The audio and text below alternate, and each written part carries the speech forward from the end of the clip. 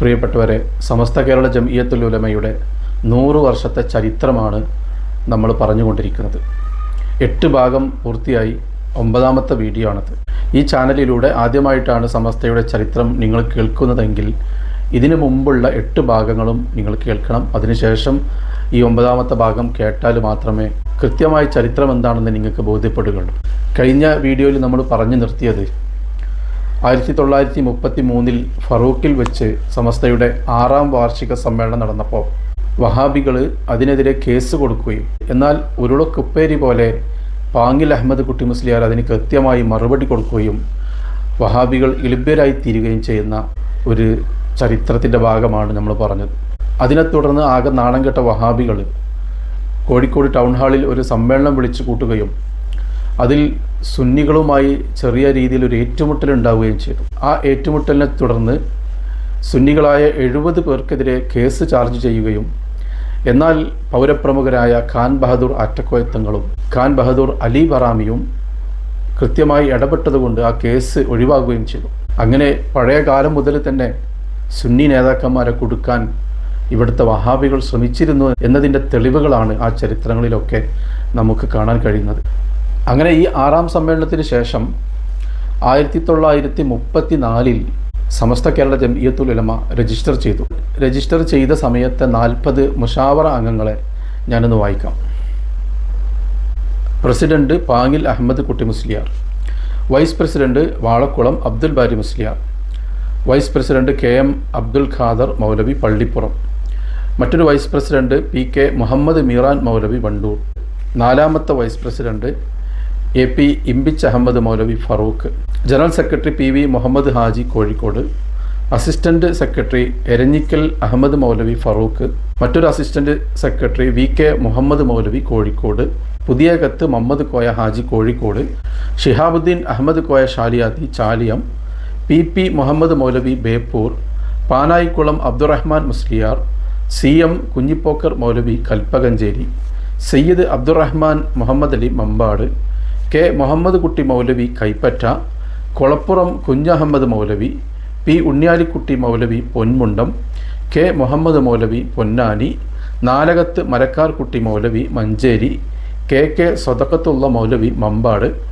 MK Muhammad മൗലവി Chemmankadavu, MP Ali Hasan മൗലവി Tirur, PO ബാവ മൗലവി Vadakara, PV Abdulla Musliyar Thalassery, Palott Moosakutty Haji, Kanniyath Ahmed Musliyar Vazhakkad, MV Abdurahman Musliyar Farooq, Ovungal Abdurahman Musliyar, കൂരിമണ്ണിൽ പാറപ്പുറത്ത് ഉണ്ണീദ് Musliyar, കൂരിമണ്ണിൽ Mammunni Musliyar, Thekkarakath Mammad Koya Musliyar, AV Mammad മുല്ല Musliyar, Sayyid Ahmed Imbichi Koya Thangal Kozhikode, Idiyangara PV Kunhikoya മുല്ല, UM Abdul Ali എന്ന കോമ മുസ്ലിയാർ, തങ്കയത്തിൽ കുഞ്ഞാപ്പ് മൗലവി ചെറുതുരുത്തി, കരിമ്പനക്കൽ അഹമ്മദ് മൗലവി, കൊല്ലോളി അബ്ദുൽ ഖാദർ മൗലവി, TK കുഞ്ഞായൻ മുസ്ലിയാർ കോയപ്പ, ഇടിയങ്ങര അബൂബക്കർ മുല്ല കോഴിക്കോട്. അങ്ങനെ 40 പേരാണ് 1934 സമസ്ത കേരള ജംഇയ്യത്തുൽ ഉലമ രജിസ്റ്റർ ചെയ്തപ്പോൾ ഉണ്ടായിരുന്ന അംഗങ്ങൾ. ഇവരിൽ ഭൂരിഭാഗം ആളുകളും 1926 കോഴിക്കോട് ടൗൺ ഹാളിൽ വെച്ച് രൂപീകരിച്ച അതേ മുഷാവറയിൽ അംഗങ്ങളാണ്. 1933 ഫറൂഖ് സമ്മേളനത്തിൽ എടുത്ത പ്രമേയപ്രകാരം വഹാബികളുമായി സുന്നികൾക്ക് ഒരു തരത്തിലുള്ള ബന്ധം പാടില്ല എന്നുള്ള പ്രമേയം എടുത്തിരുന്നില്ല. പ്രമേയമൊക്കെ ഞാൻ കഴിഞ്ഞ വീഡിയോയിൽ വായിച്ചിട്ടുണ്ട്, ഇനി ഞാൻ ആവർത്തിക്കുന്നില്ല. ഈ വഹാബികളെ ഇമാമാക്കാനോ ഖാദിയാക്കാനോ ഒന്നും പാടില്ല എന്നുള്ളത് ആ പ്രമേയത്തിൽ പറഞ്ഞിട്ടുണ്ട്. അപ്പോൾ ഇങ്ങനെ ഒരു പ്രമേയം സമസ്ത പാസ്സാക്കിയപ്പോൾ അത് ജനങ്ങളിലേക്ക് എത്തിച്ചപ്പോൾ കേരളത്തിലെ മുസ്ലിങ്ങൾ മുഴുവൻ അത് ഒറ്റക്കെട്ടായി പണ്ഡിതന്മാരുടെ പിന്നിൽ അണിനിരന്ന് അനുസരിക്കുകയും ചെയ്തു. അന്നു മുതലേ മുസ്ലിങ്ങൾ ജീവിച്ചു പോകുന്നത് ഈ വഹാബികളുടെ മേൽ ഒരു ഉപരോധം എന്ന നിലക്കായിരുന്നു ഈ പ്രമേയം പാസ്സാക്കിയതോടെ. അവരെന്ത് ചെയ്തു? നായ തൊട്ട കലം കണക്കെ കേരളീയ മുസ്ലിം സമൂഹത്തിൽ നിന്ന് മാറ്റി നിർത്തപ്പെട്ടു. കാരണം ഈ വഹാബിസത്തിലേക്ക് ആളുകൾ കടന്നു ചെല്ലാതിരിക്കാൻ ഇതല്ലാതെ വേറെ മാർഗമില്ല. ഇതൊരു പകർച്ചവ്യാധിയാണല്ലോ. ഇബ്ലീസ് അവരെ കൂടെ ഉണ്ടായതുകൊണ്ട് മറ്റുള്ളവരിലേക്ക് പെട്ടെന്ന് പകരും. അവരുമായി ബന്ധപ്പെട്ടാൽ, അവരുമായി സൗഹൃദ ബന്ധമുണ്ടായാലൊക്കെ, കുടുംബ ബന്ധം ഉണ്ടായാലൊക്കെ ഇത് പെട്ടെന്ന് പകർന്ന് വ്യാപകമാവും. ഇബ്ലീസും കൂടെ ഉണ്ടാകുമ്പോൾ വളരെ പെട്ടെന്ന് അത് നടക്കും. അപ്പോൾ അതുകൊണ്ട് ഈ വ്യാപനം തടയാൻ, നമ്മുടെ കൊറോണ വന്ന സമയത്ത് അതിൻ്റെ വ്യാപനം തടയാൻ എന്ത് മാർഗ്ഗമാണോ സ്വീകരിച്ചത് അതേ മാർഗം തന്നെയാണ് സമസ്തയുടെ ഉലമാക്കൾ അന്ന് സ്വീകരിച്ചത്. ഇവരുമായിട്ടുള്ള ബന്ധം അങ്ങോട്ട് ഒഴിവാക്കുക. അങ്ങനെ ഇവരുമായി ബന്ധം ഒഴിവാക്കുമ്പോൾ പിന്നെ ഈ വഹാബിസം എന്ന പകർച്ചവ്യാധി വ്യാപിക്കാനോ ഇവരിലേക്ക് പകരാനുള്ള സാധ്യത വളരെ കുറയും. അവരുമായി കൂട്ടുകൂടുമ്പോഴാണ് ഈ സാധ്യതയുള്ളത്. ആ കൂട്ടുകൂടലില്ലാതാവുമ്പോൾ ആ പകരാനുള്ള സാധ്യത ഇല്ലാതാവും. അങ്ങനെ വന്നപ്പോൾ ഇവർ നായ തൊട്ട കലം കണക്കെ മാറ്റി നിർത്തപ്പെട്ടു. അന്ന് സമസ്തയുടെ ഉലമാക്കൾ അങ്ങനെ ഒരു പ്രമേയം പാസ്സാക്കിയത് കൊണ്ടാണ് ഇന്ന് കേരളത്തിൽ 90% സുന്നികളായിട്ട് മാറിയത്. ആരും അവരുടെ ആശയത്തിലേക്ക് പോകാതായി, ആരും അവരെ ഗൗനിക്കാതായി. ഈ ഒരു സംഗതി കുറച്ചൊന്നുമല്ല അവരെ ചൊടിപ്പിച്ചത്. അവർ മനസ്സിലാക്കി ഇനി തങ്ങളുടെ ആശയം ഇവിടെ വില പോവില്ല. അങ്ങനെ തങ്ങളുടെ ആശയം ഇവിടെ പ്രചരിപ്പിക്കണം എന്നുണ്ടെങ്കിൽ മറ്റെന്തെങ്കിലും മാർഗം നോക്കിയേ പറ്റുള്ളൂ.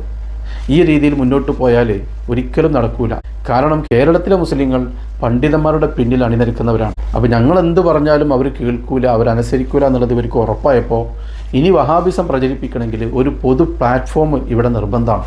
അപ്പോൾ അതിന് ഏറ്റവും നല്ലത് ഒരു രാഷ്ട്രീയ പാർട്ടി രൂപീകരിക്കുക എന്നുള്ളതാണല്ലോ. ഒരു പൊതു പ്ലാറ്റ്ഫോം എന്നൊക്കെ പറയുമ്പോൾ ഒരു രാഷ്ട്രീയ പാർട്ടി രൂപീകരിച്ചാലേ നടക്കുള്ളൂ. അപ്പോൾ രാഷ്ട്രീയ പാർട്ടി രൂപീകരിച്ച് ഭരണത്തിൽ പങ്കാളിയായാൽ ആ അധികാരം ഉപയോഗപ്പെടുത്തിയിട്ട് ഇവിടെ വഹാബിസം പ്രചരിപ്പിക്കുക എന്നുള്ളത് അവർ കണക്ക് കൂട്ടി. അതിന് ചരിത്രത്തിൽ അവർക്ക് മാതൃകയുണ്ട്. ഇബ്നു അബ്ദുൽ വഹാബ് അറേബ്യയിൽ ചെയ്തത് അങ്ങനെയാണ്. അധികാരത്തിൽ പങ്കാളിയായിട്ടാണ് സൗദി അറേബ്യയിൽ ആകെ വഹാബിസം പ്രചരിപ്പിച്ചത്.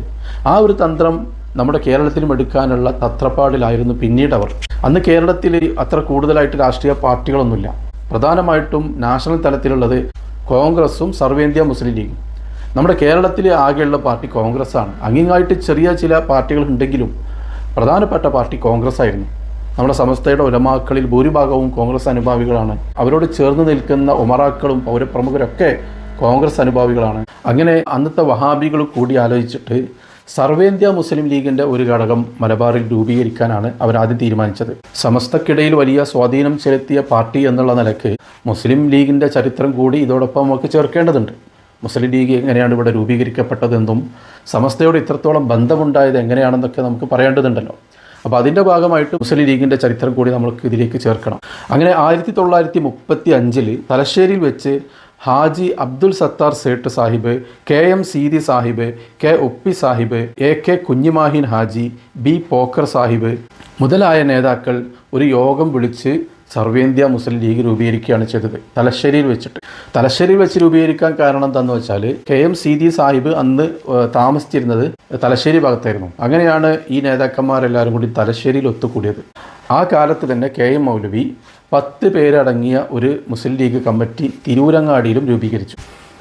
കൊളക്കാടൻ കോയാമു ഹാജി, അദ്ദേഹത്തിൻ്റെ പുത്രനായ ജനാബ് എന്ന പേരിൽ അറിയപ്പെടുന്ന തോട്ടുങ്ങൽ വലിയ മുഹമ്മദ് സാഹിബ് എന്നിവരായിരുന്നു ആ കമ്മിറ്റിയിലെ പ്രധാന അംഗങ്ങൾ.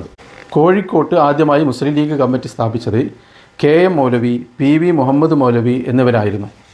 MV ഹൈദ്രോസ് വക്കീൽ, ഖാദിരി കോയ ഹാജി മുതലായവരായിരുന്നു കോഴിക്കോട്ടെ ആദ്യകാല ലീഗിൻ്റെ നേതാക്കൾ. അങ്ങനെ മലബാറിലെ കേന്ദ്ര മുസ്ലിം ലീഗ് പാർട്ടി രൂപീകരിക്കപ്പെട്ടപ്പോൾ തലശ്ശേരിയിൽ നിന്നും ചന്ദ്രിക പത്രത്തിൻ്റെ പ്രസിദ്ധീകരണവും ആരംഭിച്ചു. PV മുഹമ്മദ് മൗലവിയായിരുന്നു മലബാർ പ്രദേശത്തെ നഗരങ്ങളിലും ഗ്രാമങ്ങളിലുമൊക്കെ മിന്നൽ പര്യടനം നടത്തിയിട്ട് മുസ്ലിം ലീഗിൻ്റെ കമ്മിറ്റികൾ സ്ഥാപിച്ചത്. അപ്പോൾ മുജാഹിദ് നേതാക്കന്മാരാണ് ആദ്യകാല ലീഗിൻ്റെ സ്ഥാപക നേതാക്കളെന്ന് ഞാൻ പറഞ്ഞല്ലോ.